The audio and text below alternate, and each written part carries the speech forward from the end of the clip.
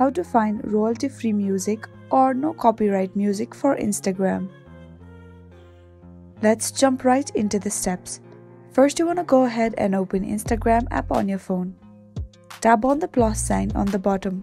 Then you want to put it to the reel and then select any of the video or you want to capture videos. Tap on the shutter button and then start recording. After that, you want to tap on the music like option on the left hand side corner.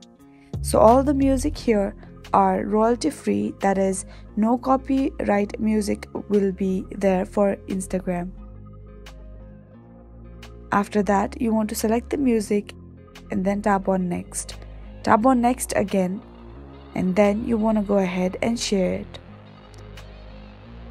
So that is how you can find royalty-free music on Instagram. I really hope this video helped you out. Thank you so much for watching till the very end.